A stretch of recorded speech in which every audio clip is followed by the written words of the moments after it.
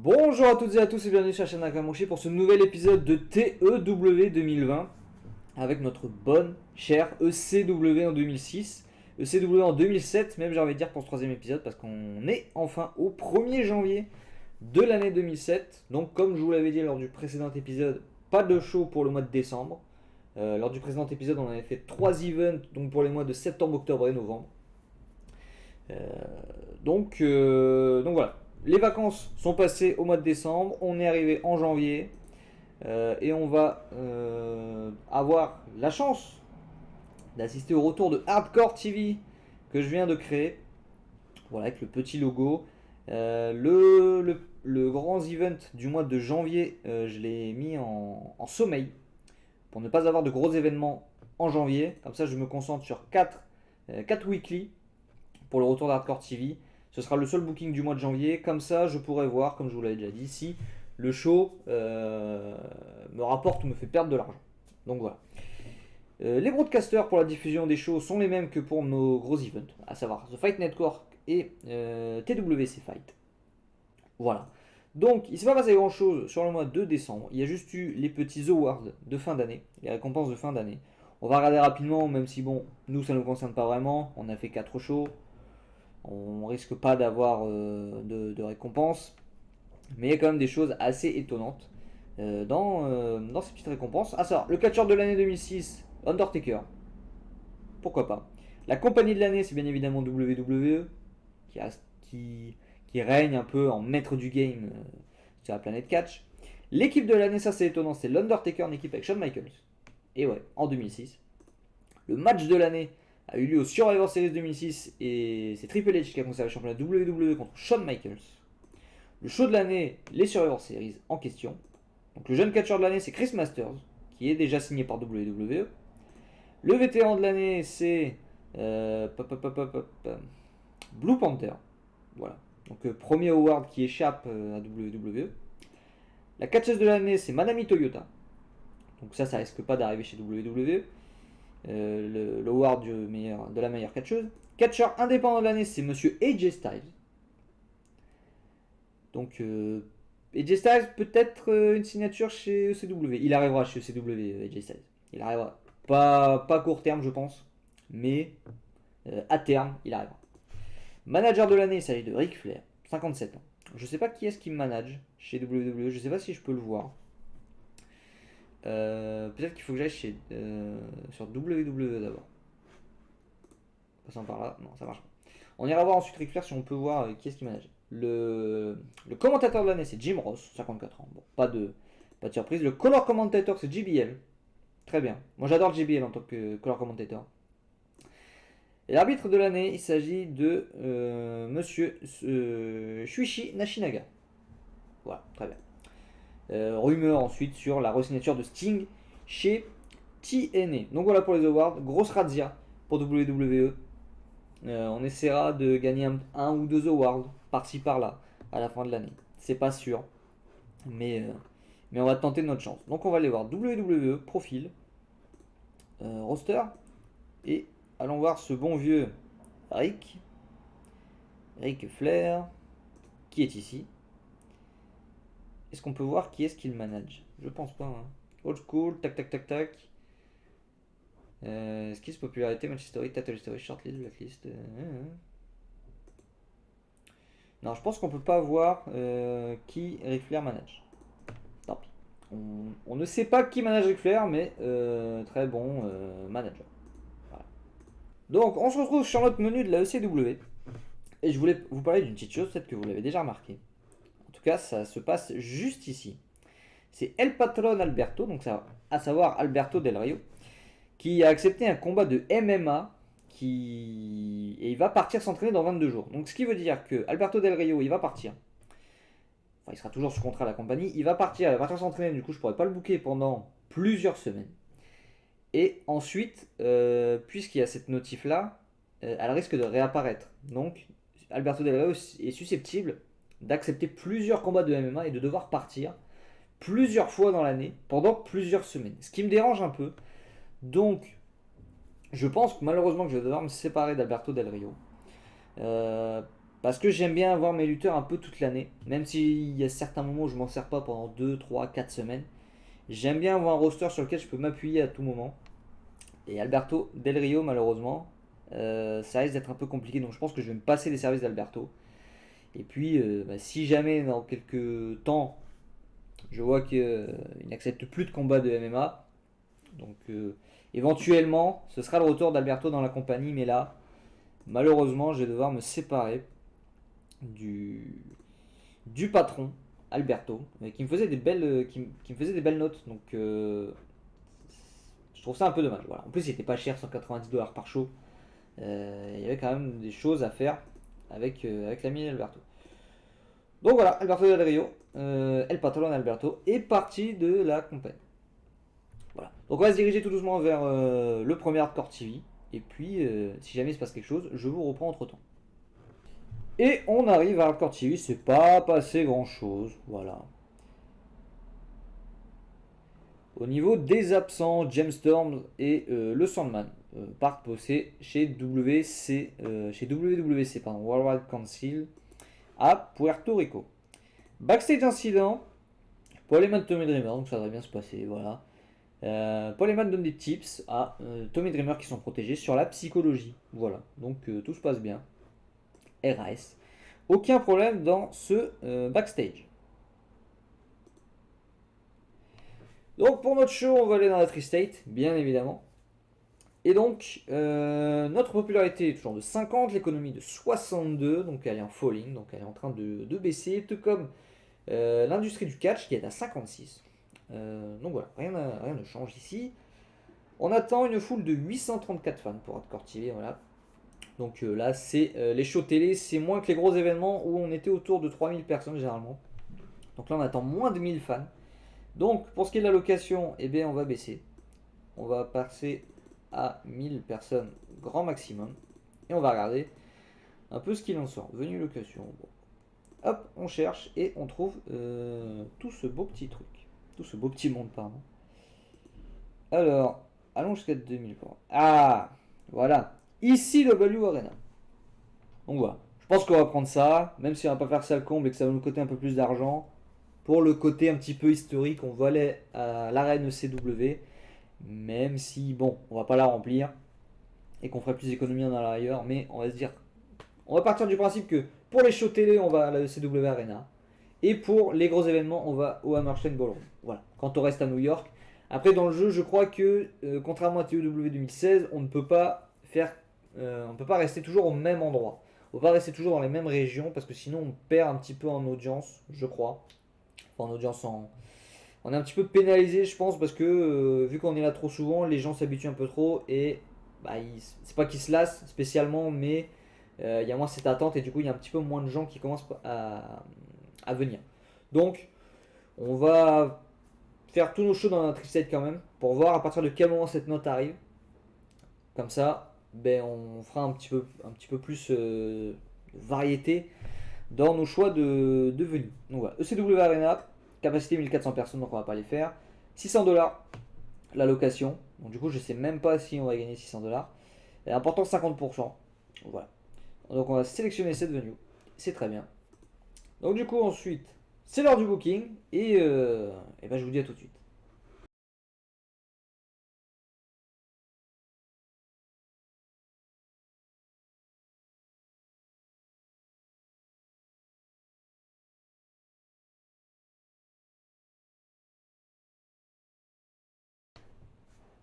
Donc le match me fait un bon 57 au final. Toshiki Kawada me fait une performance de 53, tout comme Raven. Voilà, les deux font la même perf. Au niveau des débuts des gimmicks, Kisly me fait un rating de adéquat pour sa gimmick de badass. John Moxley a une gimmick de Degenerate en coquille.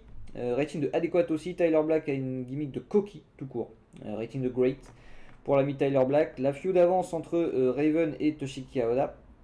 Raven et Carmen Electra ont une grande chimie ensemble. Le match a fait buzzer la foule, ça fait rating de 57. Et derrière, petite célébration voilà, pour Raven. Petite popularité, donc petit rating. Ça fait un petit rating de 34. Et ça, les commentateurs ont donné des boosts au match encore une fois. Raven accompagné de Carmen Electra, sa manageuse. entouré d'un clan que j'ai reconstitué à ma façon, à savoir The Shield. Alors j'avais déjà l'idée de ramener The Shield lors de l'épisode précédent, mais je savais pas comment les booker. Et au final, ben, j'ai oublié de les ramener. Et c'est X, qui commande beaucoup sur YouTube, qui me l'a fait rappeler sur Discord. Enfin, il m'a fait me rappeler que je voulais prendre The Shield en me demandant de prendre The Shield. Alors j'ai oublié ton pseudo sur Discord, je suis désolé, je sais que c'est pas le même que sur YouTube, mais voilà, c'est pas grave. Et du coup, j'ai regardé John Moxley et Tyler Black qui sont dans la database, donc Dean Ambrose et Seth Rollins. Mais j'ai regardé et Roman Reigns n'est pas dans la database. Roman Reigns commence dans la database, je crois, autour de juillet-août 2010. Donc je me suis dit, j'ai bien envie de me faire mon propre shield. Mais bon, je vais peut-être pas attendre 3 ans dans le jeu pour me le faire. Donc du coup, je me suis dit, qui pourrait être un bon troisième homme, un gros non-forceur. Et j'ai pensé à Keith Lee, voilà. Enfin, j'ai pensé. J'ai regardé qui y avait dans la database. Et je me suis penché sur l'ami Keith Lee. Donc voilà, un peu de la même manière que le Shield a débuté lors des Survivor Series 2012 dans un match de championnat. Je book ça de la même manière sur le début. Ça risque de changer un petit peu. Je vais pas les booker exactement de la même manière que WWE l'a fait. Mais voilà. Donc, Raven est notre nouveau champion du monde. Toshiaki Kawada est lésé. The Shield fait ses débuts. Voilà, on expose un peu les nouvelles têtes lors de ce premier épisode d'Hardcore TV. Donc voilà, alors le championnat a un peu bougé de main sur le début de l'aventure. Ça va se stabiliser, je vous le dis. Parce que dans mon idée, voilà, je voulais me faire un kiff, avoir Toshiaki Kawada en tant que champion du monde. Mais je voulais pas l'amener en tant que premier champion du monde. Donc je me suis dit, tiens, Rhino, il pourrait faire un bon premier champion, étant donné que c'était le dernier champion de la ECW en 2001. Il pourrait servir de premier nouveau champion, ce serait pas mal. En l'opposant à Rob Van Dam, qui était le plus gros nom de la compagnie sur le début de la renaissance de cette ECW. Rob Van Dam Rhino, ça me semblait pas mal. Ça me permettait de faire revenir Raven et de faire gagner Rhino sans trop non plus, enfin en protégeant un petit peu Rob Van Dam. Comme ça me permettait de faire Rhino, de faire paumer Rhino contre Kawada et de faire gagner Raven contre Rob Van Dam dans un match un peu plus bas dans la carte. Et de pouvoir ensuite mettre le titre sur Raven, parce que dans mon idée, je voulais mettre Raven en tant que champion, mais je voulais pas le mettre en tant que premier champion. Tiens, je me suis dit, Rhino, ça pourrait être une bonne idée. Et il me fallait un champion de transition entre Rhino et Raven, parce que Rhino, je veux le garder en heal, et je voulais pas faire heal contre heal ou faire changer le titre rapidement dans un match à plusieurs. Voilà, je préfère avoir des 1 contre 1. Donc dans mon idée, voilà, Rhino, Raven, heal contre heal. Dans mon idée, ça colle pas trop. Donc Kawada, voilà. En plus, ça me permet de me faire un petit kiff. Champion de transition. Mais cette fois, on va partir sur un règne un peu plus long, un peu plus normal. Donc voilà, c'est là-dessus que se finit ce show qui me fait une note moyenne de 57. Donc c'est très bien. La signature de contrat en opener m'a fait 79 avec l'ami Paul Heyman que j'avais oublié, enfin que j'ai sauté sans faire exprès. Et voilà, le show augmente la popularité dans 27 régions. Donc c'est très bien. Donc la première Hardcore TV satisfaisant pour ma part. Voilà, alors qu'on avance sur le très beau profil de Hardcore Ninja numéro 1, qui ne viendra pas dans la compagnie. Donc on avance et on va voir quelques petites informations. 007 de T-Verity on a été vu par 53 000 personnes, ce qui n'est pas mal. Donc est-ce qu'il y a des infos intéressantes ici? Christian Cage a manqué un show pour la Worldwide Council. Voilà. Peut-être que Christian n'ira plus bosser chez WWC, lui qui est déjà engagé chez TNA et LW. Voilà. Peut-être une compagnie en moins pour Christian, peut-être qu'on ira chercher Christian à l'avenir. Ouais. Sting a prolongé son contrat chez TNA. Voilà. Scotty Tooti est resté chez WWE. Voilà. Pas d'infos extrêmement intéressantes. Au niveau des viewers, alors c'est pas ici je crois, c'est plutôt Show History. Show History, Hardcore TV pour 2007, 53 000 personnes ont vu le show, 52 000 l'ont vu via The Fight Network et 1000 personnes l'ont vu via TWC, donc 1000 personnes ont vu Hardcore TV au Royaume-Uni et 52 000 personnes l'ont vu aux États-Unis, au Canada et en Europe de l'Est. Voilà. Donc toujours sympathique. Au niveau de la size, on va voir, hein, ça progresse petit à petit. Track progresse. Depuis le début de l'aventure, on a pris 3 points de popularité dans les Grands Lacs, la Mid-Atlantique, donc à peu près partout en fait. On a pris 3 points de popularité partout, sauf dans la Tri-State, à Puerto Rico et à Hawaï où ça n'a pas bougé. Voilà. Sinon, 3 points de popularité partout, c'est sympathique. Au Canada, on a progressé aussi. 3 points de popularité au Québec et dans l'Ontario, puisqu'on fait nos shows dans la Tri-State. Le spillover permet de progresser au Québec et en Ontario. Au Mexique, par contre, vu qu'on n'est pas du tout diffusé, on perd de la popularité. On a perdu 6 points depuis le début de l'aventure. On a gagné 3 points dans les îles britanniques, sauf en Irlande et au Pays de Galles. En Angleterre et en Écosse, on a gagné des points, mais pas en Irlande et au Pays de Galles. Peut-être qu'on n'est pas diffusé. Je vérifie. Au Japon, on a perdu 6 points, on n'est pas diffusé du tout. En Europe, on a perdu 1 point dans certaines régions et on a gagné 1. Et non, on a stabilisé dans d'autres. Voilà. En Océanie, on a perdu 1 point. Et en Inde, on n'a pas bougé. Voilà. Et on est déjà au Hardcore TV suivant la deuxième semaine du mois de janvier. Il s'est pas passé grand chose.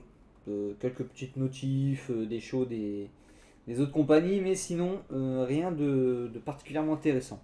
Donc on va passer directement à la sélection de la venue du show et on va faire, on va baisser, hein, et on va prendre une salle plus petite pour payer un peu moins cher. Parce que bon, remplir la ECW Arena à 50%, bon, c'est pas non plus top top.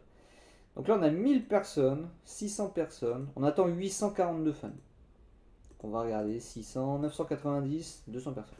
Je pense qu'on va prendre le Queen City Ballroom, voilà, qui a été construit dans les années 1940.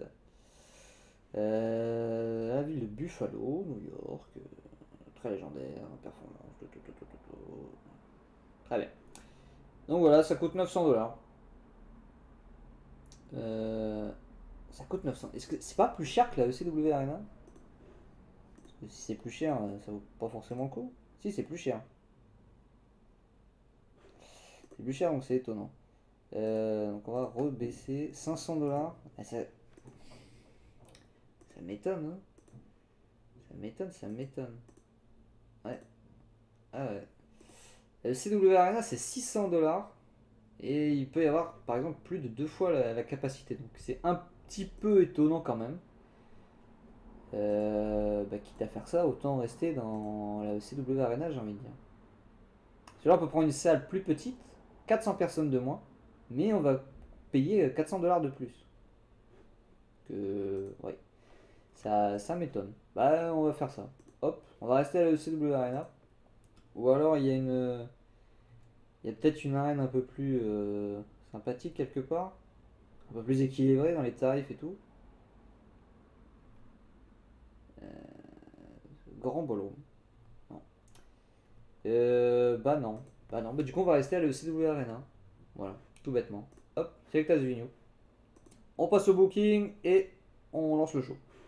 Deuxième épisode de Hardcore TV pour cet épisode avec l'ami Paul Heyman qui va à nouveau ouvrir le show. Voilà, j'aime bien ouvrir le show avec Paul Heyman, ça donne toujours de bons segments. Il work assez bien la foule, il chauffe bien la foule. Donc Paul Heyman c'est vraiment un atout non négligeable dans cette partie, dans cette compagnie. Et Paul Heyman cette fois il arrive et il va annoncer un tournoi pour déterminer les premiers nouveaux champions par équipe de la compagnie. Forcément fallait passer par là, fallait réactiver les ceintures par équipe. Donc bon, vous voyez depuis le début de l'épisode au-dessus de moi qu'il y a les ceintures et il y a le fameux vacant qui est là. Donc voilà, Paul Heyman il arrive, il sort les ceintures enfin il révèle les ceintures sous le fameux drap noir. Hein. Voilà. Et ça chauffe bien la foule. Voilà, il annonce un tournoi, un bracket à 8 équipes, voilà, que je vous montre maintenant. Il y aura 2 quarts de finale ce soir. Il y aura 2 quarts de finale la semaine prochaine pour l'épisode numéro 3, le Hardcore TV numéro 3. Et dans le dernier Hardcore TV du mois, il y aura les 2 demi-finales. Et ensuite, il y aura une finale qui aura lieu lors du prochain gros événement, lors du mois de février. Donc voilà. Le segment aurait mérité de meilleurs annonceurs. Paul Heyman a bénéficié d'avoir une catchphrase over. Et ça a donné un gros démarrage au show. Ça a rendu la foule un peu plus chaude. Gros rating 82, je me demande si c'est pas le plus gros rating que j'ai fait jusque maintenant. Donc merci l'ami Poleman. ECW Arena toujours, 868 personnes cette fois. C'est à peu près la même chose que le mois dernier. C'était 800 et quelques je crois. 870 quelque chose je crois. Donc voilà. Premier match du show avec le premier quart de finale du tournoi par équipe avec les Dudley Boys qui vont affronter les Young Bucks lors de ce premier tour avec une 52. Voilà les Dudley Boys qui portent le match, hein, bien évidemment dans un match décent. Les Dudley Boys vont bien évidemment battre les Young Bucks en 10 petites minutes quand Bubba Dudley va battre Nick Jackson par tombée avec un 3D. Le match a fait partie de la storyline, hein, bien évidemment, qui est le tournoi pour déterminer les champions inauguraux par équipe, les champions par équipe inauguraux. Donc voilà, Bubba Ray Dudley, plus grosse perte du match, 61, Devon Dudley 54, les Young Bucks 26-18. La storyline avance avec ce segment. Matt Jackson semblait hors de son game. Donc voilà, des belles petites notes qui font bien plaisir. Ensuite, on a un segment qui me fait une note de 88 et c'est largement le meilleur segment, le meilleur rating de l'histoire de la ECW. Avec Toshiaki Kawada qui veut les Outsiders ce soir. On sait que c'est The Shield, hein, nous, puisque vous regardez la vidéo, vous savez que c'est The Shield. Mais à l'époque, on ne sait pas qui c'est. Voilà, ils n'ont pas de nom. On les a vus pour la première fois la semaine dernière. Pas de promo, rien. Est-ce qu'ils sont associés à Raven? On ne sait pas. Pourquoi est-ce qu'ils sont intervenus? On ne sait pas. Toshiaki Kawada, il va voir Poleman et dit moi je les veux ce soir. Ils m'ont coûté le match la semaine dernière à cause de je suis plus champion de la ECW, je les veux ce soir. Et Poleman il dit ok, mais par contre dans la compagnie il y a une longue tradition à la ECW de quand ça devient un petit peu trop personnel, parce que là Toshiaki Kawada il parle avec passion, tu vois, dans un anglais probablement très approximatif mais avec passion. Poleman il dit ok, mais par contre ce sera un loser leave town. Voilà. Donc le perdant quitte la compagnie. Si tu réussis à battre les outsiders comme tu les appelles, les trois ils s'en vont. Les trois ils s'en vont. Par contre, si toi tu perds ce soir, tu t'en vas. Alors Toshiaki Kawada il devra se trouver des partenaires, ce sera un 3 contre 3, ça sera pas un 3 contre 1. Mais si la team Kawada perd, Toshiaki Kawada devra quitter la ECW. Voilà. Il n'y aura pas la même sentence pour ses partenaires en cas de défaite. Mais voilà, gros rating de 88. Poleman aime avoir la liberté et a une storyline, une catchphrase pardon, qui est over, donc ça donne un boost au segment. Petit match ensuite entre Kenny Omega, le projet, et Brandon Prophet, rating de 31, c'est plutôt pas mal. Dans un match avec une lutte quand même terrible et une hit non existante dans la foule. Et Brandon Prophet va battre Kenny Omega 36 avec un Duck Duck Goose. Voilà, c'est pas du tout ce que je voulais faire. Je voulais booker Kenny Omega vainqueur, donc je me suis loupé. Voilà, je sais pas, ça m'étonne. Roda John Note. Putain, j'ai mis Brandon Prophet pour la victoire. Ah bah je me suis gouré. C'est pas du tout Brandon Prophet que je voulais mettre over, c'était Kenny Omega, mais c'est pas grave, tant pis. Tant pis, le projet Kenny Omega ralentit un peu, mais ça va repartir. Ah, c'est pas très grave. Kenny Omega me fait la meilleure perte du match, 29 contre 23. Donc voilà. Les commentateurs ont donné des boosts au match. Donc ça fait plaisir. Toujours la même table de commentateurs. Avec Styles, Taz et Savage.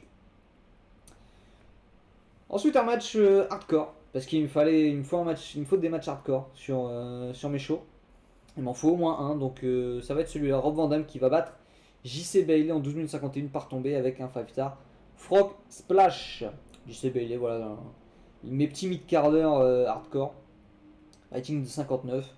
Rob Van Dam largement au-dessus, 62-42, Rob Van Dam qui reprend du momentum après avoir jobé contre Rhino et Raven dans les mois précédents pour leur donner un petit peu d'overness. On va en redonner à Rob Van Dam pour l'amener sur son prochain programme.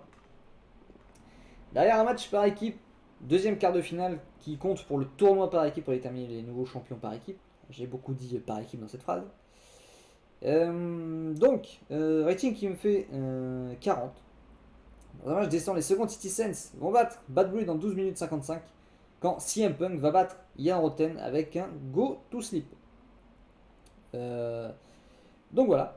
Ça permet de faire avancer la storyline du tournoi, de faire avancer la storyline entre les deux équipes. J'aurais peut-être dû la terminer sur ce show. Donc voilà, ce sera peut-être pour plus tard. CM Punk s'est blessé. Une hernie entre les. Hernie discale, hein, L4, L5. Voilà. J'espère que ce sera pas trop long. Je crains malheureusement que si. CM Punk il fait la meilleure perte du match, 47, 46 pour Cabana, 35-39 pour les Roten. Colt Cabana really off his game, sinon il aurait fait la meilleure perte du match. Grande chimie entre Punk et Cabana en équipe. Et voilà, on connaît déjà la première demi-finale qui aura lieu dans 2 semaines, le dernier Hardcore TV du mois de janvier, entre les Dudley Boys et The Second Citizens. Voilà, faites vos pronostics. CM Punk s'est blessé, merci Polo. Et c'est sur un botch de Yann Roten. Je dis pas merci à Yann Roten. Segment backstage, Rob Van Dam va croiser le Sandman et il va y avoir pas mal d'animosité entre les deux. Voilà, ils vont se lancer des regards un peu de travers. Et voilà, ça va jouer à qui est la plus grosse. Voilà, le Sandman qui va dire que t'as jamais été champion du monde ECW à la ECW, voilà. T'as eu la ceinture de pacotille de WWE, voilà. Des petites piques, un peu de friction, voilà. Pas de physicalité, mais bon, ça risque de venir. Action 34, voilà, on pose quelques petites graines, voilà. Bon, pas grand chose d'intéressant pendant qui se passe, donc petit segment, petit segment. Le main event enfin qui me fait un rating de 37. C'est plutôt pas mal étant donné qui fait partie de ce main event. Toshiki Kawada s'est trouvé les partenaires en les personnes de Danny Havoc et de Dustin Lee de Catcher Babyface. Voilà, de mes mid-carder hardcore. Terrible Wrestling, Non-Existent Crowd Hit, The Shield.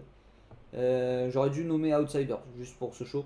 Donc Moxley, Black et Lee vont battre Kawada, Havoc et Dustin Lee en 15 minutes 20 quand Keith Lee va battre Toshiaki Kawada par tombée.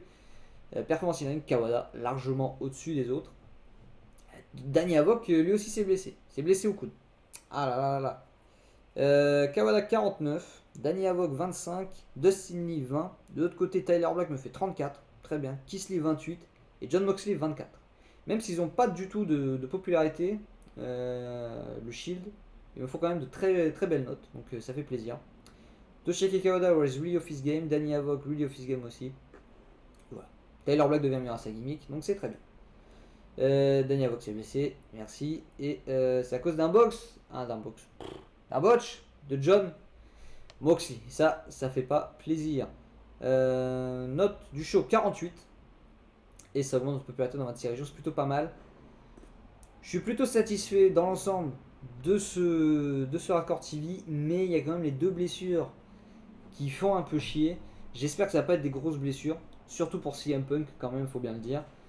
Et donc du coup, Toshiki Kawada qui a perdu, qui a pris le pin, et Toshiki Kawada qui va donc quitter la ECW. On a certainement l'info maintenant, voilà.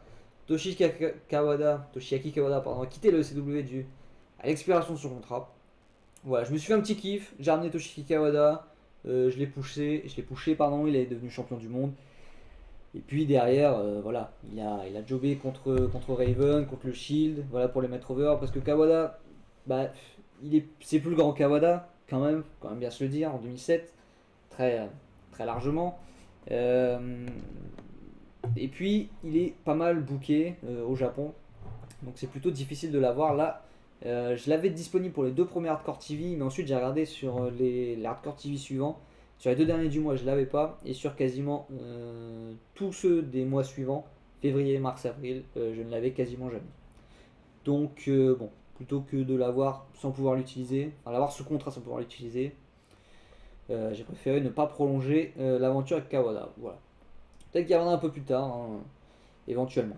Je pense pas, mais bon, on ferme pas la porte. Al Snow nous dit que le Sandman a besoin d'apprendre à vendre. Oui, ça n'a jamais été sa grande force. Hardcore TV, rating de 0,06, on a baissé un petit peu. La blessure de Danny Havoc et de CM Punk, on va aller les voir. Mais je crains le pire pour les deux. Medical, c'est là. CM Punk, il est blessé pour 2 mois. Et Danny Havoc, il est blessé pour 26 jours. Alors c'est des blessures, mais ils peuvent quand même travailler. Ça va limiter leur performance, ça c'est clair. Mais voilà, on va quand même essayer de s'en sortir. Et les épisodes d'Arcade TV qui s'enchaînent. Cette fois, on est déjà à l'épisode numéro 3 de ce mois de janvier avec le troisième quart de finale qui oppose la Lucha House Party version ECW contre les Eliminators, Mike Awesome et John Zanding. Voilà, au départ, Mike Awesome il devait être en équipe avec Masato Tanaka, mais comme vous le savez, Masato Tanaka il est blessé pour plus d'un an. Donc, du coup, je me suis dit, tiens, allez, on va mettre John Zanding, dans le profil du mec un peu casse-cou qui a peur de rien. Je savais pas comment les appeler, je voulais leur donner un nom d'équipe, pas juste les appeler Awesome et Zanding. Et du coup, j'ai fait génération.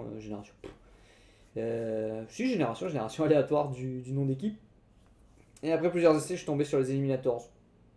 Voilà, il y a déjà une équipe qui s'appelait comme ça à la ECW, donc je me suis dit, tiens, pourquoi pas. Petit clin d'œil au passé. Et bah, dans un match décent, en opener, la Lucha House Party va battre les Eliminators en moins de 10 minutes quand Dr. Manner Jr. va battre John Zanding par tomber avec un Wagner Driver. Un match qui me fait une petite note de 48, quand même bien sympathique. Ça fait partie du tournoi pour découronner donc les nouveaux champions par équipe. Au niveau des performances in ring, Mike Awesome a été le meilleur du match avec un très bon 48, 44 pour Dr. Wagner Jr., 32 pour Eliro Del Santo et 36 pour John Zanding qui se place pas trop loin des autres. John Zanding a débuté sa gimmick de badass et c'est un rating initial de awful, ça marche pas du tout. Donc voilà, ça chauffe bien la foule en opener. Et les commentateurs toujours donnent des boosts au combat, donc c'est quand même bien sympathique. Donc voilà. Petit clip pour hyper le main event, petite annonce qui opposera Sabu et Rob Van Dam contre le Sandman et Rhino. Voilà. Rob Van Dam, Sandman, ils sont un peu chauffés la semaine dernière. On va faire un match tag. Van Dam il vient avec Sabu, son pote. Et le Sandman il a trouvé, on va associer au Sandman Rhino, qui a déjà eu affaire à Rob Van Dam précédemment dans cette aventure. Donc voilà, petit résumé de 39, pas grand chose à faire. Un angle avec Raven qui parle à propos des Outsiders, voilà, rating de 33. Raven qui dit qu'il ne sait pas du tout qui sont ces jeunes gens, mais que il a bien apprécié leur aide et que voilà, il n'était pas opposé à une alliance avec les petits nouveaux, voilà, les Outsiders. Petit rating, voilà, petit segment histoire de caser Raven sur le show, sur un rating de 33. Raven qui me fait pas de très belles notes en promo. Je suis assez étonné. En plus, il a des belles stats, que ce soit en micro, etc., en charisme. Donc voilà, ça m'étonne. Carmen Electra, elle est là pour le sex appeal, bien évidemment. Donc voilà. Rating de 33, segment un peu pour remplir la carte, on va pas se mentir. Deuxième quart de finale du soir et dernier du tournoi, Stinerico. El Generico, voilà, je cherchais son nom, et Kevin Steen contre les America's Most Wanted. Alors, dans un match descend, les America's Most Wanted vont battre Stinerico en 13 minutes 04. Quand Chris Harris va battre El Generico par tomber avec un Death Sentence. El Generico était le maillon faible du match, avec un petit 22, voilà, très loin de Kevin Steen qui me fait un très bon 39. Chris Harris 48, James Storm, 51. Kevin Steen était really off his game, donc je pense qu'il aurait pu titiller Chris Harris en termes de performance. Les deux équipes ont une grande chimie quand elles font équipe, voilà. Vous avez compris ce que je voulais dire. Et James Storm devient meilleur à sa gimmick. Donc, voilà. Donc on tient notre deuxième demi-finale. Après les Dudley Boys contre Second City Sense, on aura les America's Most Wanted contre la Lucha House Party. Donc voilà, vous pouvez pronostiquer déjà la finale. Suite à ça, Mikey Whipwreck qui est à la ECW, voilà, enfin qui est là exceptionnellement, hein, titre exceptionnel. Parle de la ECW, voilà, il est interviewé backstage. Et il dit qu'il trouve ça formidable ce qui est en train de se passer, l'ambiance, un peu la symbiose entre la compagnie et les fans qui est toujours présente, ça lui fait plaisir, lui qui est un ancien champion de CW, etc. Et gratos, complètement gratos, il va se faire attaquer par les Outsiders backstage. Voilà. John Moxley, Tyler Black, Keith Lee, ils vont tabasser Mikey Whipwreck dans les backstage. Voilà. J'ai mis ce segment, je lui ai mis 6 ou 7 minutes, je sais plus. Et il n'y a pas assez de star power pour Moxley, Black et Lee pour faire un segment aussi long. Mikey Reprek. Ah, c'est Mikey. Ah oui, Mikey Reprek, il est Road Agent aussi. Fallait que je lui enlève ça parce que c'est pas un bon Road Agent. Donc voilà, dommage. Bon, ça fait 19. Bon, voilà. Si j'ai fait attention à mon Road Agent, j'aurais fait 20 ou plus. Mais bon, ça aurait pas été non plus le segment de l'année. Mais ça permet de builder un peu les outsiders. La revanche, Kenny Omega contre Brandon Prophet, et cette fois je me suis pas trompé. Voilà, rating de 28, c'est à peu près ce qu'ils ont fait la semaine dernière. Je crois que même qu'ils avaient fait 29 si je me souviens bien. Terrible Wrestling non-existent crowd hit. Kenny Omega va cette fois battre Brandon Prophet en 10 minutes 18 avec un Aoi Shudu. Voilà, Kenny Omega qui fait 28, Brandon Prophet qui fait 19. Et donc voilà, Kenny Omega qui prend une victoire et on va essayer de mieux le booker. Hein. On va essayer de ne pas lui donner des défaites un peu stupides comme celle de la semaine dernière. Segment backstage avec Jeff Hardy cette fois, rating de 51, toujours Raven. Hein. Mais voilà, Jeff Hardy, promo dans le ring, voilà, il est invité à une interview dans le ring, devant la foule. Et voilà, il va parler de son arrivée à la ECW, ce qu'il pense un peu de la compagnie, etc. Promo un peu bateau, mais solide quand même. Mais elle va se faire couper, cette promo, par Raven qui va venir attaquer Jeff Hardy. Voilà, gratos. Raven ensuite qui va prendre le micro et qui va s'en prendre à l'annonceur, bon, Joey Styles, on va dire que c'est Joey Styles qui faisait l'interview. Et il va lui hurler que c'est pas normal, que c'est lui le champion du monde de CW, c'est pas Jeff Hardy. Pourquoi est-ce que c'est Jeff Hardy qui est prévu pour faire une promo en live? Pourquoi est-ce que c'est pas lui qui a cet honneur-là? Pourquoi lui il a dû se contenter d'une promo enregistrée durant l'après-midi? C'est pas normal, voilà. Ivan manque de considération à ses yeux de la part de la compagnie. Donc voilà, il s'en prend à Jeff Hardy qui est mieux traité selon Raven. Voilà. Rating 51, c'est mieux que tout à l'heure. Le segment a besoin d'un petit peu plus de star power pour fonctionner aussi longtemps. Voilà, j'ai fait une promo de 10 minutes et avec une attaque de Raven à la fin. Voilà. Et on arrive au main event qui me fait un rating de 58. Je m'attendais un peu mieux quand même. Je m'attendais à dépasser les 60. Sabu et Rob Van Dam contre le Sandman et Rhino. Alors un bon match. Le Sandman et Rhino vont battre Sabu et Rob Van Dam en 15 minutes 11 quand le Sandman va battre Sabu par tomber avec un DDT. Voilà, ça permet de donner du momentum au Sandman qui en avait bien besoin, lui qui a pas mal perdu depuis le début. Le Sandman était le maillon faible du match, mais qui fait quand même un bon 43, c'est plutôt solide. Rhino fait 54, en face Sabu 62, Rob Van Dam 65. Rob Van Dam c'est toujours le meilleur performeur de la compagnie, il n'y a aucun souci là-dessus. J'ai créé une storyline entre Rob Van Dam et Sandman. Voilà, ça a un peu commencé la semaine dernière, là on les oppose un petit peu dans un match tag. Programme d'attente pour Rob Van Dam. On va voir ce qu'on va lui faire ensuite. Sabu et Rob Van Dam font une bonne chimie quand ils sont en équipe. Jackie Gaida a fait du bon travail ringside, elle qui est la manageuse du Sandman, et Rhino a bénéficié d'avoir un nouveau move hot. Voilà. Donc c'est bien. On finit le show là-dessus avec une note moyenne de 50. Voilà. 50. Donc on va pas progresser dans Tri-State, mais on va gagner en popularité dans 26 autres régions. Donc c'est pas mal. Hardcore TV plutôt sympathique, pas de blessés cette fois, donc c'est un progrès par rapport à la semaine dernière. On va aller voir les petites informations qui découlent de ce petit show. Bah, juste les views. 0,07 de rating, donc on a regagné un petit point de TV rating, donc on a refait un petit peu plus d'audience. AJ Styles est déjà remis de sa blessure. Je sais plus si je l'avais montré, mais AJ Styles était blessé. Bon, pas gravement, hein, puisqu'il est déjà de retour. Bobby Eaton qui prend sa retraite. En 2007, il a un petit peu de temps, hein, monsieur. 48 ans, quand même. Sean Waltman, tiens. Sean Waltman. Ça pourrait être intéressant, Sean Waltman. Après, Ring of Honor, lui qui est sous contrat avec FIP. 34 ans, Sean Waltman, c'est pas vieux. Peut-être encore un peu de reggae à cette époque-là, je sais pas.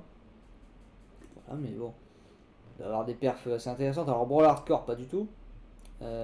Psychologie 63, expérience 100. Bon, en termes de charisme, etc. Promo, c'est pas le meilleur du monde. Basique 80, ceiling 76.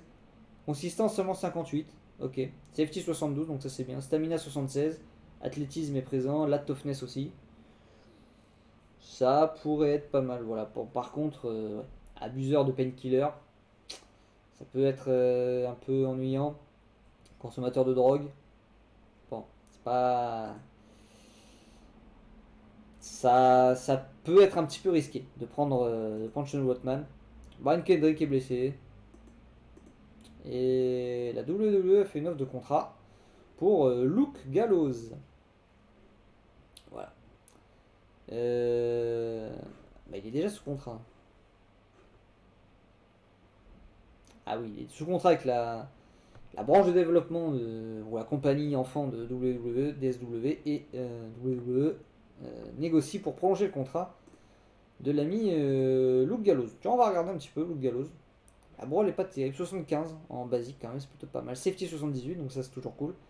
La stamina, le power, le toughness, tout est présent. Ouais, bon, lutteur moyen de toute façon, Luke Gallows, hein, mais ça aurait pu être intéressant en termes d'unforcer. Voilà. Alors que on nous apprend que Jackie Gaida est enceinte, qu'elle va nous quitter dans un mois pour commencer sa maternité. Notre amie Jackie Gaida, manageuse du Sandman, si je dis pas de bêtises. Bon, félicitations, hein, félicitations à la future maman, mais pour nous c'est un peu dommage. Noah a tenu son show First Navigation 2007. On va aller voir. Hein. Il y a deux Shono, il y a Dick Oliseo aussi, 67. Mais il y a Masahiro Shono et Akira Taue ont battu l'équipe Burning, donc Kenta et Goshiozaki. Voilà. Et pour le show First Navigation 2007, rating de 68. Akira Taue et Masahiro Shono. Akira Taue a battu Masahiro Shono, pardon, dans un match en cash pour conserver le DHC Heavyweight Title. Voilà. Un peu étonnant. Ils ont fait équipe et après ils se sont affrontés dans une cage. Oui, ils se sont affrontés dans une cage et après ils ont fait équipe. Bah, pourquoi pas, hein. Voilà, après Dragon Gate, CMLL, WUK. Rien de très passionnant. Petit incident backstage avant de booker notre dernier show de cet épisode, le dernier Hardcore TV du mois de janvier avec Mike Awesome et l'ami Terry Funk. Donc Mike Awesome a été amené devant la cour des catcheurs, accusé de ne pas avoir rejoint le reste du locker room, le reste des catcheurs pour une sortie en soirée, voilà, pour une sortie nocturne. Le juge Terry Funk l'a jugé coupable et sa sentence est de payer à boire à tout le monde après le show. Voilà. Et ça a eu un incident positif sur Mike Awesome. Small positive impact. Voilà. Impact, TNA.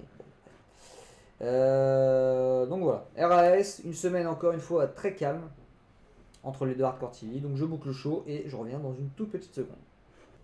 Et c'est parti pour Hardcore TV, le dernier de cet épisode et de ce mois de janvier, toujours à la ECW Arena devant une foule de 878 personnes. Et on va ouvrir le show avec un match entre Rob Van Dam et Lance Storm qui me fait un très chouette 64. Good wrestling, décente réaction de la part de la foule. Rob Van Dam à battre Lance Storm en 15 minutes 17 par tombée avec un 5-star Frog Splash. Rob Van Dam qui continue d'accumuler du momentum avant de défier le Sandman. La storyline avance entre Rob Van Dam et le Sandman, il gagne de la hit. Tout simplement parce que le Sandman était à la table des commentateurs, exceptionnellement pour ce combat. Rob Van Dam, super performance de 67. Lance Storm 43, un peu déçu. La foule continue de ne pas désirer Lance Storm. Voilà. Le travail du Sandman à la table des commentateurs a été un peu faible. Mais Joey Styles. Ah non. Non, c'est pas des bonus de. Je pensais que les deux notes vertes, ça allait être des bonus de la table des commentateurs, donc Joey Styles et Taz, mais pas du tout. C'est juste pour nous signifier que la foule est chaude et que le match a donné un gros départ au chaud. Donc voilà, Rob Van Dam prend du momentum avant d'aller défier le Sandman. Toujours pas de plan pour Lance Storm, on verra un peu plus tard pour notre ami Lance Storm.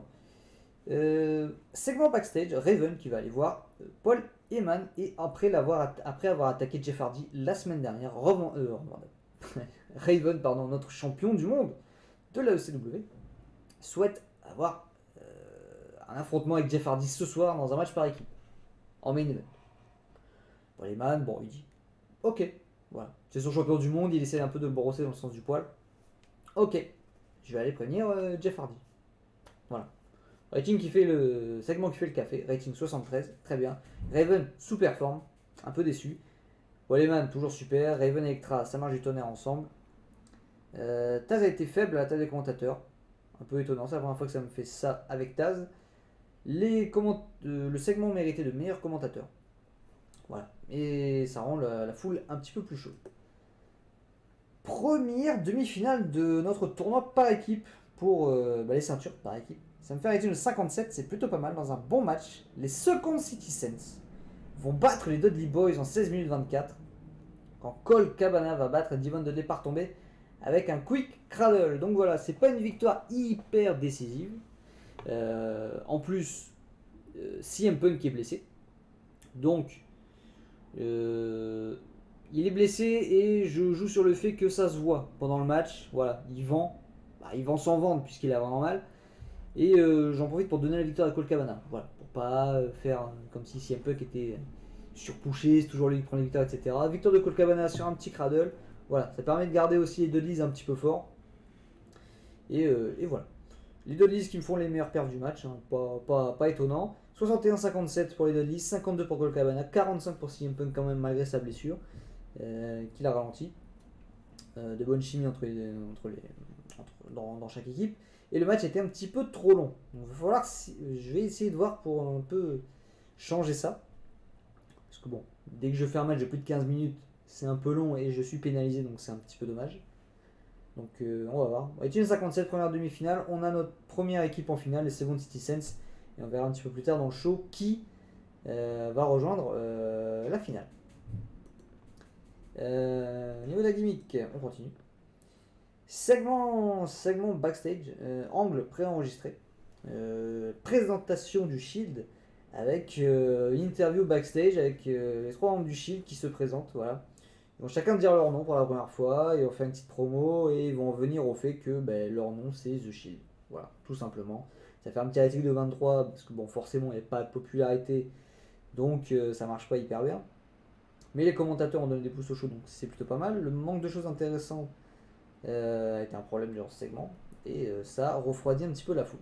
Mais bon, maintenant on sait que The Shield c'est The Shield. Voilà. La deuxième demi-finale de notre tournoi par équipe me fait un petit rating de 51. Dans un match décent, les America's Most Wanted vont battre la Lucha House Party en 10 minutes 50 quand Chris Hayes va river les épaules du Dr. Vanner Jr.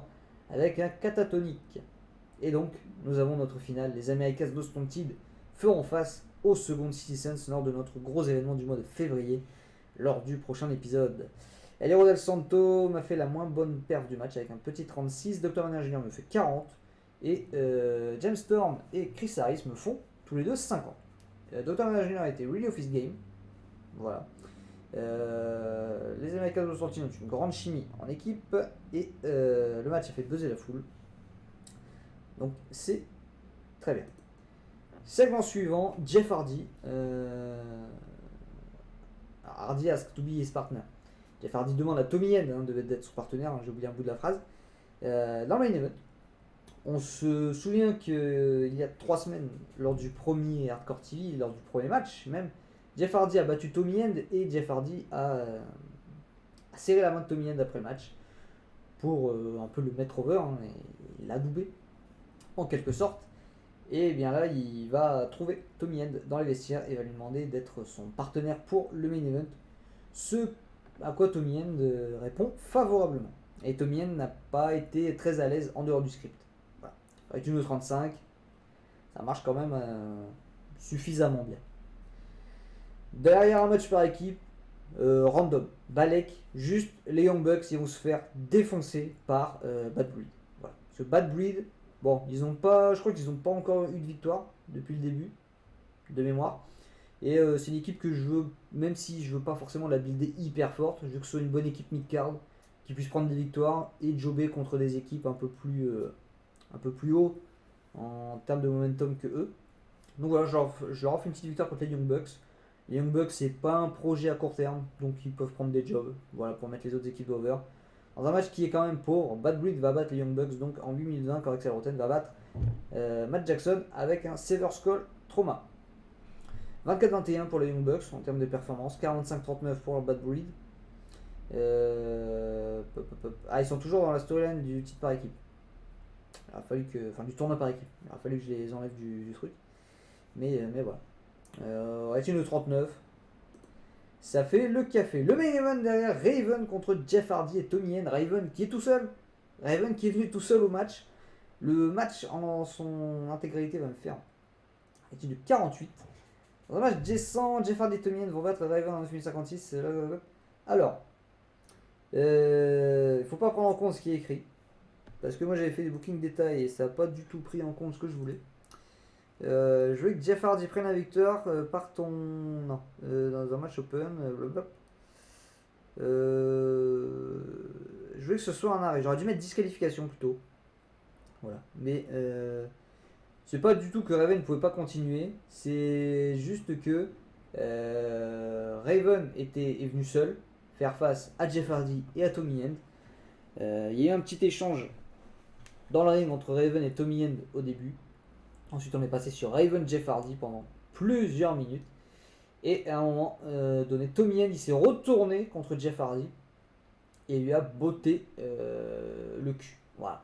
En compagnie de Raven. Et du coup, l'arbitre a arrêté le match sans trop de décision. J'aurais dû mettre une disqualification pour que ce soit plus clair. Mais Raven n'a pas perdu le combat. Voilà, pas du tout. C'est plus un arrêt de l'arbitre parce que ça dégénérait. Voilà. Tommy End qui s'est associé à Raven pour mettre une grosse raclée à Jeff Hardy dans ce main event. Tommy End était le même fait du match, bien évidemment, petit 26, 47 pour Jeff Hardy, 53 pour Raven. Donc voilà, la storyline entre Jeff Hardy et Raven a avancé avec ce segment, mais a perdu de la hit. Un peu dommage. Le color commentator a donné de boost au match, oui. Raven et Carmanekra font toujours une très bonne chimie. C'est là-dessus que le show se termine, ça me fait une note générale de 53 et le show augmente ma popularité dans 26 régions. La Tri-State ne bouge toujours pas. Donc là on a fait tous nos shows du mois dans la Tri-State. A priori il n'y a pas eu de baisse de foule, voilà, contrairement à ce que j'avais cru comprendre. Peut-être qu'il vaut plus que 4 shows. Voilà, je sais pas, on verra lors du prochain épisode. Hardcore TV 007 de rating. Voilà, donc ça n'a pas trop bougé, 53 700 viewers. On va aller voir quand même au niveau du show history. 878 personnes dans la foule, 890 le mois dernier, donc ça se vaut. 53 393 viewers contre 53 700 viewers, donc on a gagné 400 viewers pardon. Donc voilà, est-ce qu'il y a des infos ici? Voilà, donc le Hall of Immortal pour Bobby Eaton, c'est bien mérité.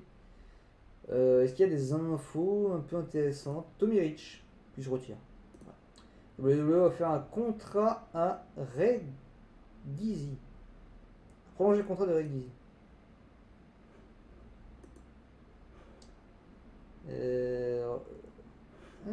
Boulot relatif avec Terry Gordy. Très bien. Ah oui, Slam Master J, le rappeur. Jesse, voilà, c'est ça. Jesse qui, sur cette gimmick de rappeur, voulait faire partie des Crime Time à une époque. Ouais.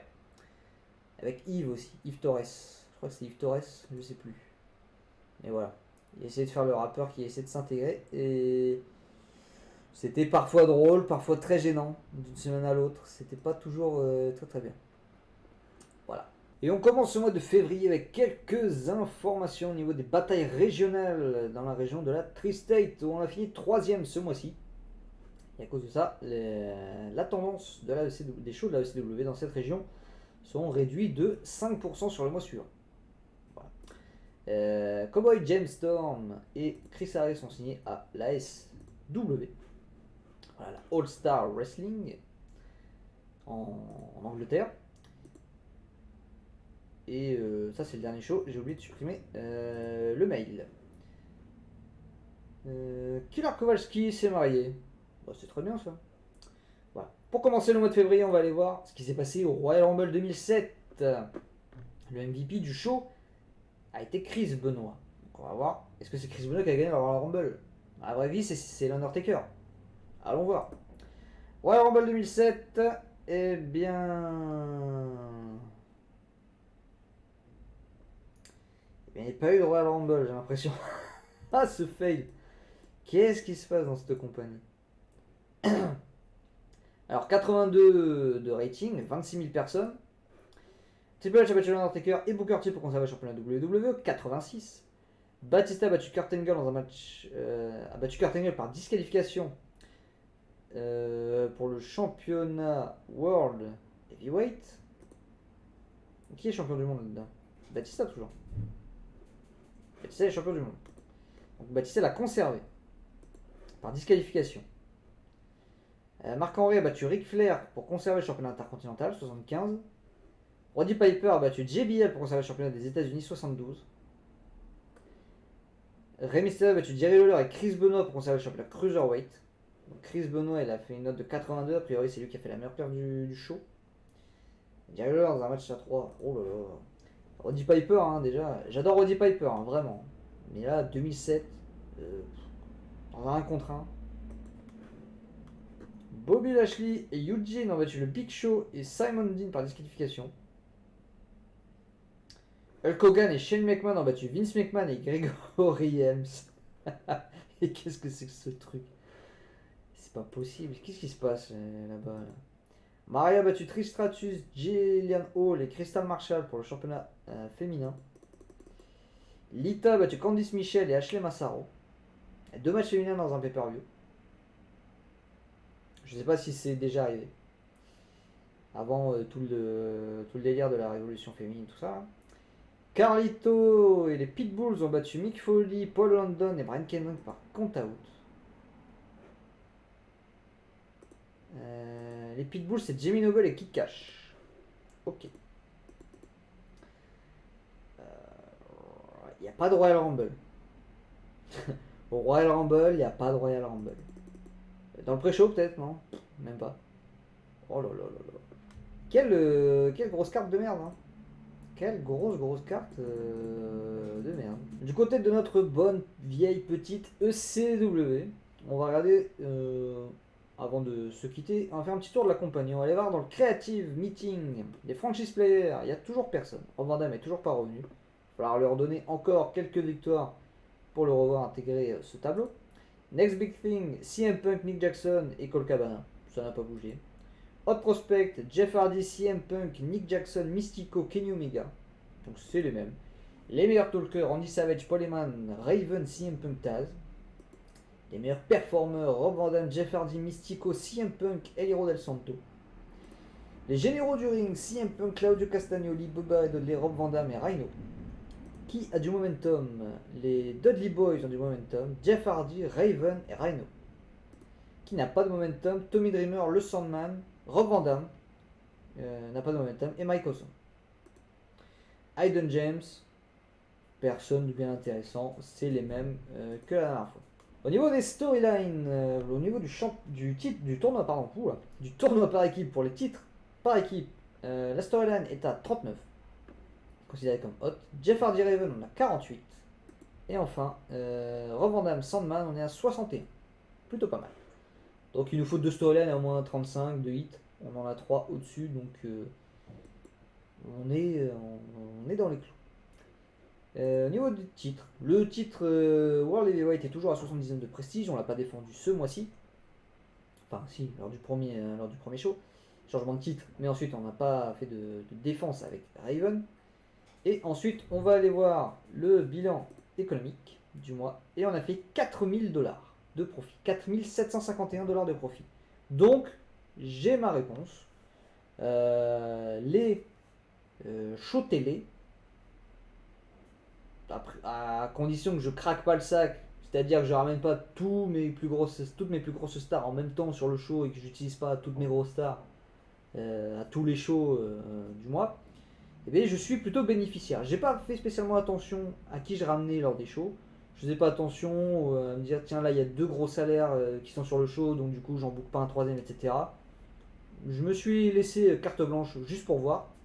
Alors sans overbooker un show ou sans faire un show très très light en termes de star power, et ben je suis bénéficiaire. Voilà. Je suis à quasiment 5 000 $ de bénéfices. En sachant que lors des shows avec un event, je tourne généralement à 50 000 $. On peut estimer qu'au mois de février, on devrait faire entre 50 et 60 000 $ de profit, a priori. Donc on va voir. Donc c'est plutôt une bonne nouvelle. Juste pour info, lors du mois prochain, le gros événement, ce sera CyberSlam. Je sais pas si ce sera en troisième semaine du mois. Il faudrait que je regarde le schedule pour voir si, à quel moment du mois j'ai tout le monde, ou alors une date où j'ai à peu près tout le monde. Avant de se quitter, je pense qu'on a fait le tour, en fait. Medical, CM Punk 42 jours, Danny Avoc 8 jours. Donc ça avance, ça avance. Et puis on va aller faire un petit tour du côté des broadcasters. Voilà, juste histoire de voir s'il y a des nouveaux broadcasters qui aimeraient dealer avec nous. Et bien la réponse est non. C'est sur cette réponse négative que va se terminer cet épisode. La compagnie, voilà, Prestige 26%, Momentum 34%, j'avais commencé avec 25-25 je crois de mémoire, ou 20-20, je crois plutôt 25-25. Voilà, on a pris un point de Prestige, on en a pris 9 en Momentum. Donc voilà, j'espère que ce troisième épisode de cette aventure de la ECW sur TEW 2020 vous aura plu. N'hésitez pas, comme d'habitude, à partager la vidéo, à la liker, à vous abonner, à laisser des pouces bleus, à commenter la vidéo en disant ce que vous avez aimé, ce que vous pensez de cette aventure, qui est-ce que vous aimeriez voir dans la compagnie. Voilà. N'hésitez pas à me faire des retours, que ce soit sur YouTube, sur Discord, comme d'habitude. C'est toujours un plaisir de vous lire, de discuter avec vous, etc. Donc, voilà. Je pense que cet épisode est terminé. Donc, je vous dis à la prochaine, portez-vous bien. Et à bientôt pour un nouvel épisode de TEW.